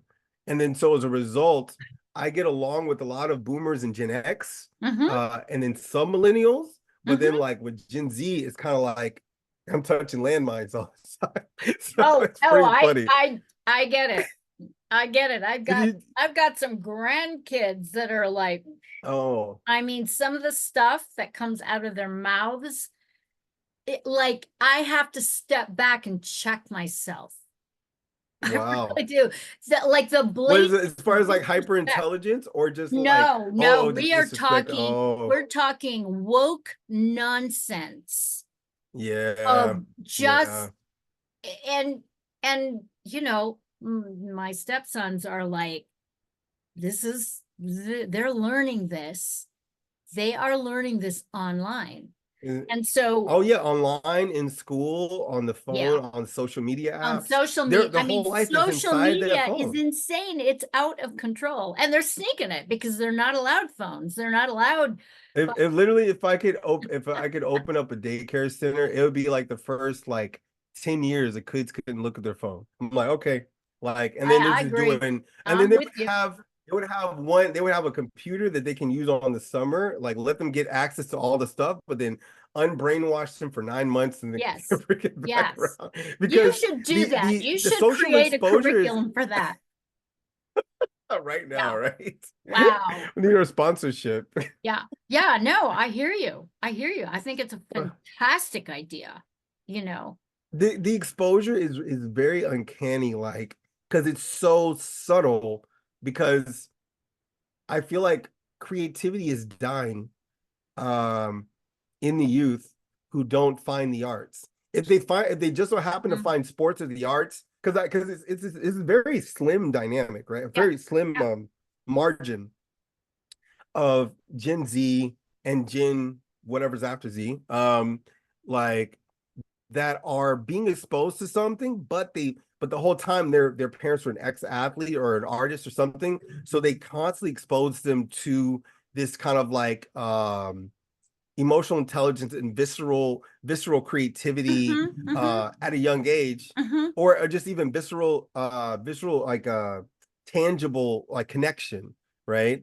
And I've seen how much more balanced they are versus kids today, and I'm just like, yo, like this kid can be like he has the potential to be a leader because he's not intoxicated with the social Right. contagion. Well, he's not getting indoctrinated into that. He's Yeah, thinking and then freely. having to learn respect. Like Yes. having like Yes. respect is such a subtle thing that I feel like that was like kind of put on this, it got this bad rep, as opposed to like no, like this was here for a reason. And it was a like, but I feel like when respect became disconnected from culture, Yes. that's whenever it became confusing, because it tried to be, it was isolated, as if a person was imposing themselves on somebody, as Yeah. opposed to it being a part of a larger conversation. Yes. Yes. Mm, Or part of, being the best human being that you can be, whether you agree yeah. with someone or not, to have the maturity to be respectful. Hmm. I mean, Yeah, I mean, just as a given. I know a lot of people go, well, respect is earned, blah, blah, blah, blah, blah. And you know what? there's I freely give it. hmm I don't want to throw on anybody under the bus. I don't know their life, hmm you know. yeah, However, if you're going to threaten my life, I will defend myself with deadly force. it's I only will do common that, sense. and that Yeah. is the active masculine principle. Yeah. is I the mean, like, principle of we're gonna talk about the self-defense. Kabbalion. Yeah, Mhm. like I I love mean, it's Kabbalion. I mean it's I read when the the Kabbalion seven with my hermetic kids. principles. Yeah, Really? yeah, we read Wow. it. I read it when I was Wow. 12. And so I Mm. carried that book around with me, you know. Mm-hmm. I think Joshua has the original version that I got from a neighbor when I was 12. But Wow. that being said, Joshua was also a pain in the butt because when he was in, I think he had just started junior higher, and they went to Waldorf schools, and there was a bully. There was a bully, and he got his butt kicked, and he Oh wow. refused. He didn't want to know about the Hermetica. He didn't want to read the Kabbalah. Did not want to do it. He just said it's just too no. But then after he came home, he had a black eye, Oh. black eye, Same bloody old, nose, same all that old. kind of stuff. He said, "Can we? Yeah. Can you read it with me?" I'm like, "Oh, sure." You know, and because the whole thing of learning to think properly and understanding that you are the common denominator, and what you see out here that you don't like, there's some elements of that going on in you, and to be able to turn that around, when he got that and it clicked in, I can't even describe to you the effervescence of what was going on in the house when that went down and it clicked and he got it. Mm. Was amazing. It really was amazing. And Well, and that's I the feel like kind of it's invaluable to have a. This is, I feel like, what real parenting, where it really comes into play, right? Is letting when the children or which are this tiny young adults who keep going, getting a little bit little older, people. right? Yeah. Yeah, I know they're like little people, right? And so when they see when they can ask a question and you're there to receive them, right? And give them a sense of safety and clarity, oh, you're clear now, but now it's like, oh, I'm not going to judge you based around you having this question. Like with that very thing, I feel like that is kind of like the needle in the haystack, Yeah. because as Yeah. soon as they find it, Yeah. like their whole life changes. Yeah. It was like Mm. it was on. It was Because so cool.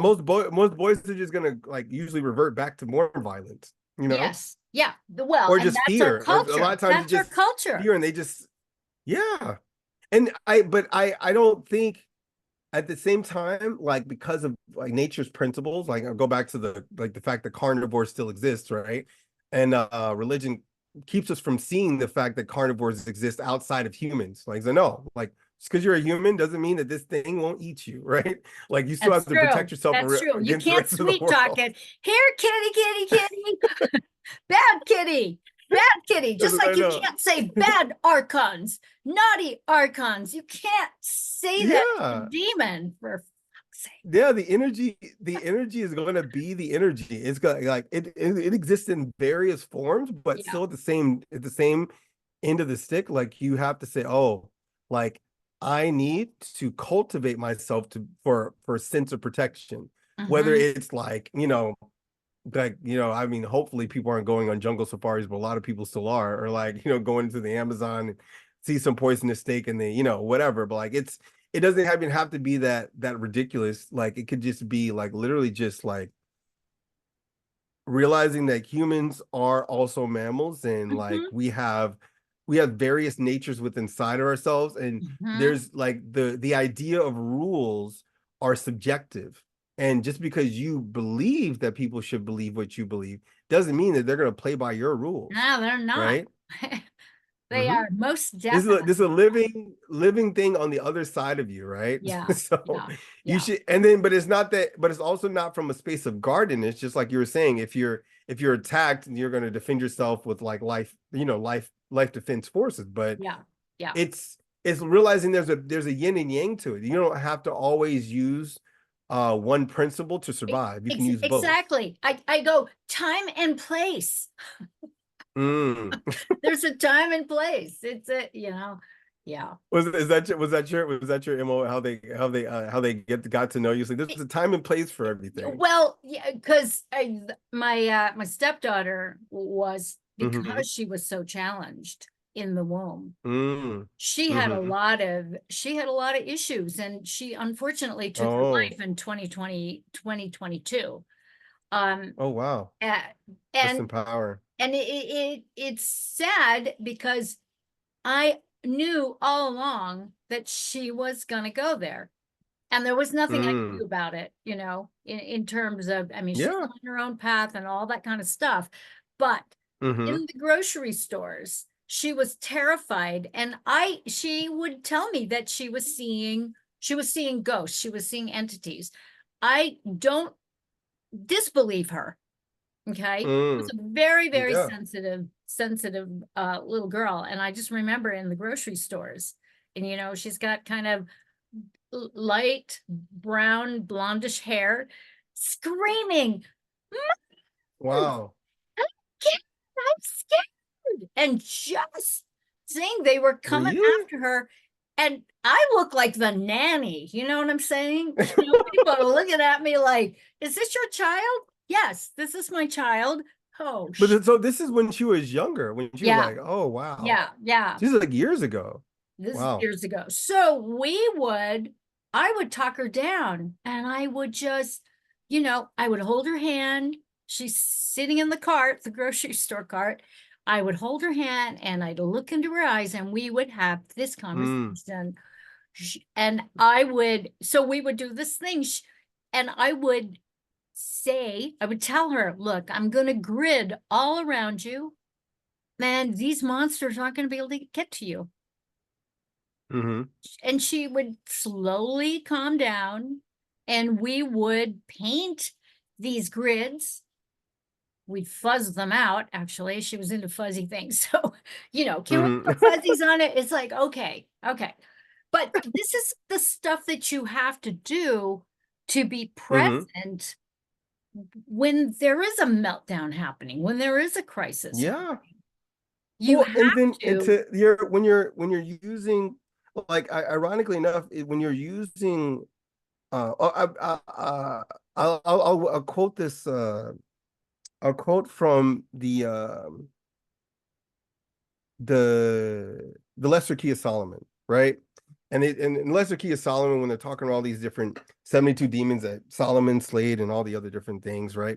The one of the main things that they say in the first chapter, or this first in the preface or whatever, they basically start talking about magic, and that magic is only in the eye of the beholder. And then so until you open up your mind to the dimensions of sensitivity, you will Mhm. never be able to experience those things. So a Yes. lot of times, so what, like when we're children, our third eye is super open before all Mhm. this programming goes Yep. into it. Yep. And what's happening is, like, I feel like there are multiple dimensions around us. Of course, this is what NASA and all the other people Oh, or oh FBI are yeah. And we talking have about now. access to But they them. knew, Yeah.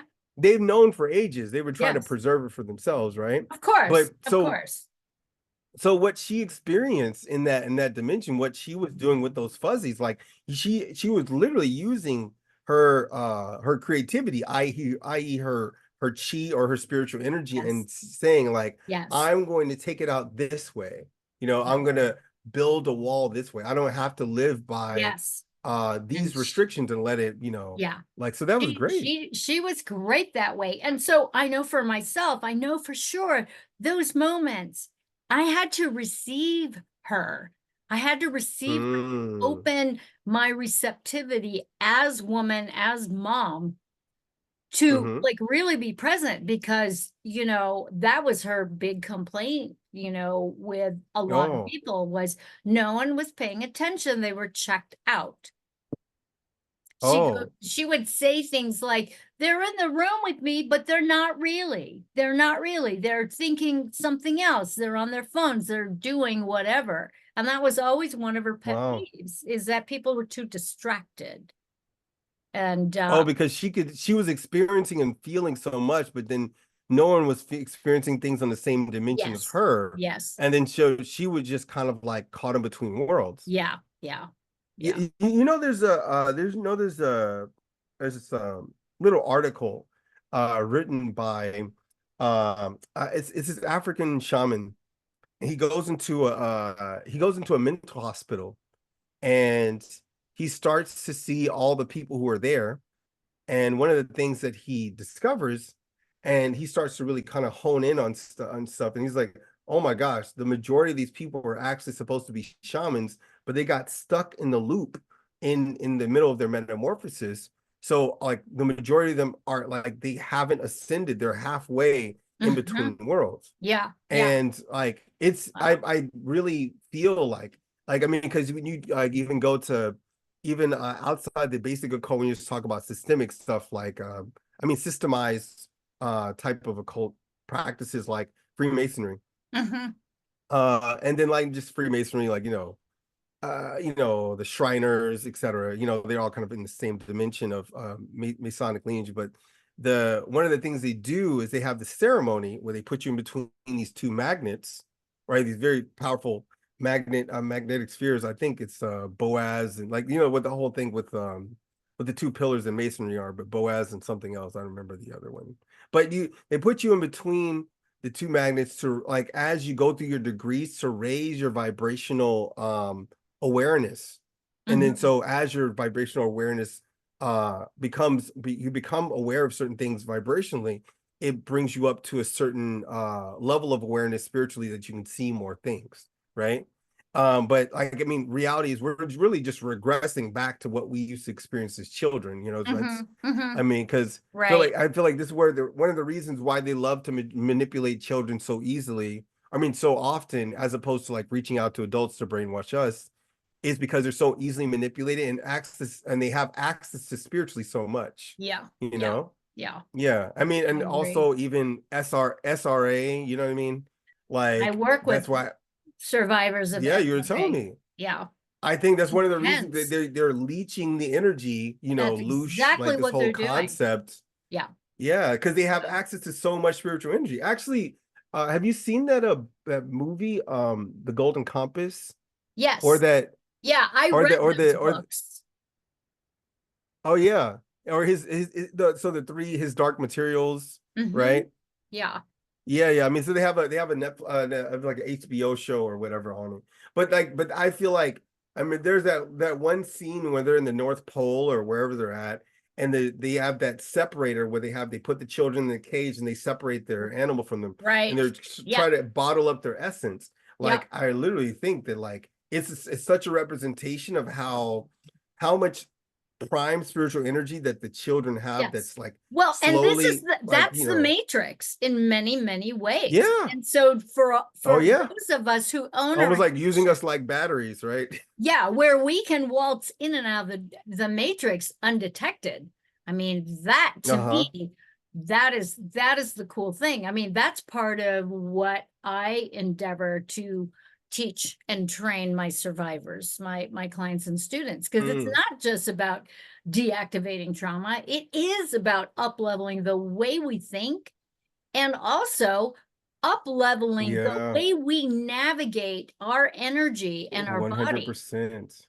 to Mm-hmm. like really embody our superpowers because we do have these abilities. I mean, there's a big reason why the powers that want to be the dark occultists, the controllers want Mm-hmm. to get us to all believe that we only have 4%, 3 to 4% access of the Yeah, of our universe and the brain. rest of it is dark matter. Is bullshit. No, Yeah, I don't completely. believe it. No. Yeah, I actually, ironically enough, there's this lecture by Terrence Howard where he gave it at Oxford. And I Mm. remember when he gave this lecture, like everybody was looking at him crazy. It's like, this celebrity is going to come in here and tell us about mathematics, and he doesn't know what he's talking about. And then meanwhile, over the pandemic, years later, people were starting to find out about how he was talking about metaphysics. He was just literally breaking it down to a different partition. But Yeah, one of the things yeah. that he said, the name of the lecture is 1 × 1 = 2. And what he's basically talking about is the flower of life and how ancient, but it like, but he doesn't relate it to there. But if you know enough, like, if you studied enough different things and how his like lecture can actually go, can be basically related to real life. Like he's basically talking about, oh, this is how Tartaria was built. This is how Atlantis was built, and the island of Mu, and like the Almoroccan Empire, and like all these different things that existed around the world that we can't recreate for some odd reason, right? Like literally down to sacred geometry, like Mhm. things that were taught in the Egyptian mystery schools. It comes down to the fact that mathematics is void of God, right? And but like literally, because we don't look at life metaphysically as if energy can be calculated. We typically only like we sever things when you say the four elements instead of the five elements. The five Yes, element, yes, the fifth yeah, element being ether, right. right? Yeah, And the yeah. five And when we get senses back to it, versus seven senses. We have seven senses. We yes, don't just have five. We have five in the exactly. matrix, but you open the third Uh-huh. eye. The third eye is the realm of all possibility. Yeah, what would you say is The seventh, the sixth and seventh sense? the sixth sense is our third eye. It's our imagination. Yeah, yeah. Okay? And then the seventh sense The would seventh be sense is our generosity and care. It's the mm, masculine principle of gifting giving, and the feminine principle of receiving. I would almost describe it So as the top of the electricity and top of the magnetism. toroidal field. Yes, electricity and Yeah. magnetism. Yeah, how we come in Masculine like being I feel like electric. energetically how we Yes. come in contact with the outside world through a connection of Yeah. toroidal fields, Yeah. right? Yeah. Yeah. Yeah, because I feel like that's really important. But you're saying electricity and magnetism. I was just like listening to a lecture on this also. So what are your thoughts on that as far as like how that shows up? Well, I think it shows up in terms of it's a new teaching. I mean, I'm one of the people that teach this, and a lot of Mm. people are, they come up to me afterwards and say things like, I always knew this. I always Oh. knew this. But it's like the I believe that our generosity and care, that is the lost, that's the eighth principle which has been lost of the Hermetica, Mm. as far as I'm concerned. Oh yeah. Our Mm. generosity and care, because Mm. it, we, in this day and age, it just seems like society, the matrix, weaponized woundology is really pushing narcissism, and this new Yeah. crop of overt narcissists. I mean, they're just popping up with the advent of Both men and social women. media and AI and all that kind of stuff. And the rumor, the Yeah. singularity that's coming up, where all of our consciousness is going to be uploaded onto the cloud, that Starlink, Ah, and yeah. I mean, it I'm just gives me oh the no, creeps. I'm here in New York City, right? And I think it's at quite a few big stores, but Mhm. I've seen the RFID badge scanner, Oh, shit. right? Yeah, so like going through the line, I'm like, okay, Whole Foods, like it's like literally like near Bryant Park. So I'm like, okay, which is down the street from like Times Square, and I'm like going through. I'm like, okay, and then I'm like looking at like how to pay, and then there's this like little scanner, and I'm just like, but it's on the opposite side, on the customer side, not like on the register side, and I'm thinking like, are people paying with these RFID scanners? Holy Like shit. the chip in the hand. Yikes. It's here. It's here, Yeah. like Yeah. 100%. Yeah. Well, I do not comply. Do not No. comply. Well, Hey, I mean, I'm the same looking thing at with the the. time. I'm Oh looking yeah, at yeah, the yeah, yeah. time where we've been at it for almost a couple of hours. I'm gonna have to close pretty soon. Do you have what are you up to? How can people get in touch with you? Because I mean, we So had this uh, fascinating conversation, which is yeah. like, it's so, so, so, so good. I mean, because I was trying to keep up and trying to make sure that we kind of kept the energy around the masculine and feminine. Yeah, and I So think I that's mean, wonderful. I'll say this to kind of like close everything Yeah, together. yeah. Um, the primary thing that I do, and I as of like the beginning of the pandemic, I've like taken on like like maybe like 6 or 7 virtual clients. A lot of them aren't even in the country. Hmm. Um, but one of the main things that my base principle is with embodying the divine masculine, opening up the possibility of divine feminine, and is trying to help people survive, right? And it's more of like surviving by first proceeding through the physical and Hmm. showing where the spirit is actually trying to pronounce itself in within the various contradictions, right? Hmm. um so I do work with virtual clients. I do a lot of like one-on-one phone calls.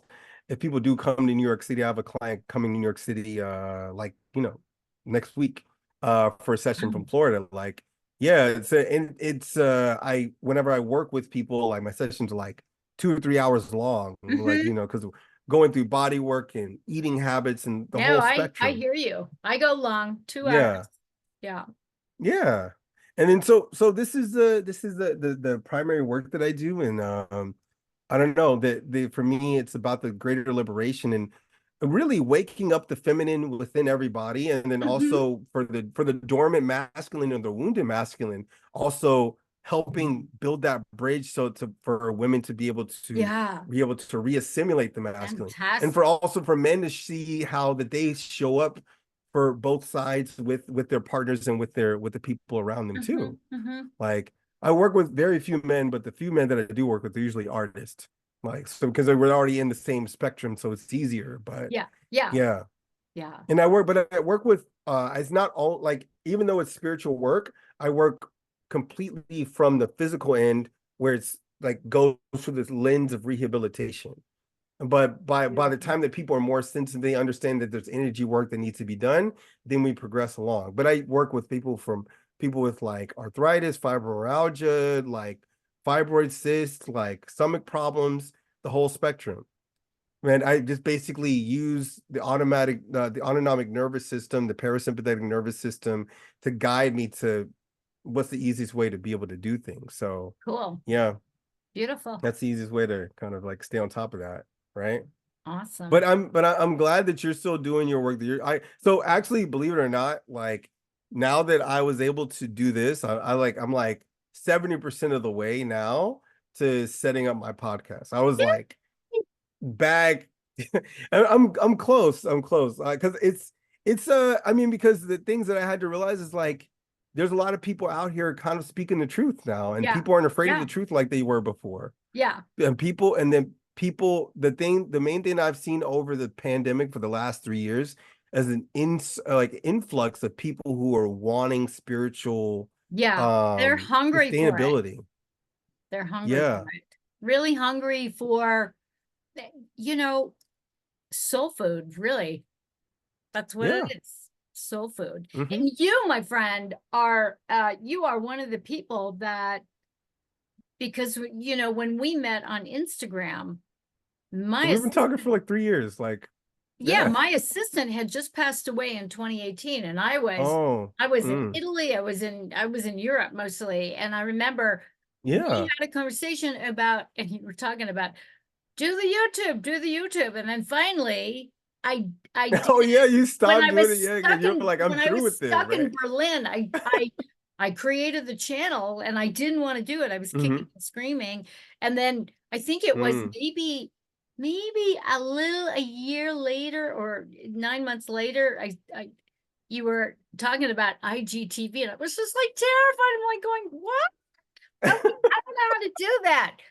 Do you remember that? You showed me how to do it. Yeah, I'm I like, remember. oh, what the hell? Why? That was Like, I'm telling terrifying. you, you still look 45. You're always saying you're 65. I'm like, I don't even know. I like saying it because, and I don't know if I told No, you, I get it. Yeah. my peers are in trouble. They look terrible. Like, I Mm, don't understand But I do Yeah. understand. It's trauma. It's not wanting to take a Move close forward. look at your mechanism, taking care Mhm. But of your this is mind. actually one of the things, this is one of the main things that I'm always after is rejuvenation. Hmm. But then showing people how so much how much older their body looks when they're holding on to stress. Yeah, totally. Totally. Yeah. I work with And the, people and they start out looking very, very unhealthy, looking very, very stressed. And over time, mm, they reclaim their youthful vigor.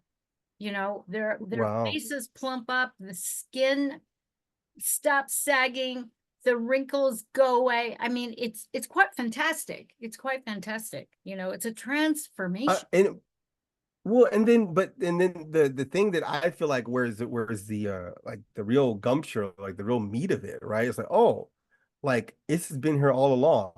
It is not gonna take some kind of plastic surgery Yeah, and no, I all the don't believe different in it. things. Yeah. Yeah, just to be able to bring yourself back to life. A lot of it's like literally the youth is literally right inside your Yes. body. Yeah. It's being suppressed, repressed, redirected. It's being sucked by the demons. It's Yeah. hijacked somehow by toxic relationships, toxic habits. Anyways, we can go on and on. No. But this is because I feel like you should end with that because Yeah. I feel like when we're really connecting both of these pieces together, right? Hmm. One of the most important things that I always kind of like, I'm always like very a big fan of because I take the maternal energy that I've learned and say, oh, how can I nudge this person to get a little bit closer to their real self? Hmm. And sometimes, and then I at least say it, and then if it's not accepted, then I keep it in the background as Yeah. like in my arsenal. Yeah. But like the way that your face looks is also like with the same energy of the food that you eat, right? And Very then, true. and a lot of times it couldn't be that it's not necessarily your food is bad. It's just the way that you associate yourself. So you eat way more than you need to. Hmm. Like, it's on and on and on. Yeah. So I feel like, when you're talking about the toxicity of how reality can like infiltrate your life, Yes. it can Yes. go so many levels. Yeah. That's for sure. Yeah. Sure. Okay. Well, All right. And with that, we will close. Thank you so much. We will have all no. of Psusennes's information in the show notes below and your Yeah. link. You have your link tree link. Is that true? Yeah. I'm gonna Get that. I'll send it over to you. Okay, get that to me. Yeah, that's exciting. And yeah. Yeah. And let me know when this is up. I'll repost it Okay, for yeah, on yeah. So yeah. I'm And thinking. if you also have some clips, then I'll just repost it on my Yeah, Instagram. I will send you the raw footage as well. I'll send you both the Mm-hmm. audio and the video, so that Mm-hmm. you can have it, and then you can do whatever you want. You can slice it up, you can do whatever you want with it, re-up it, Mm. reshare it. So this is gonna go live when Tuesday? I don't know. Yeah, Tuesday. Hello. I know what I'm Tuesday talking as about. in next week. Next week. Okay. Yeah, Yeah. yeah. So, all right, my loves. Thank you, love. And so that's it for tonight, kids. So until next time, here is to your love, truth, and beauty. Mwah! Bye for now, loves.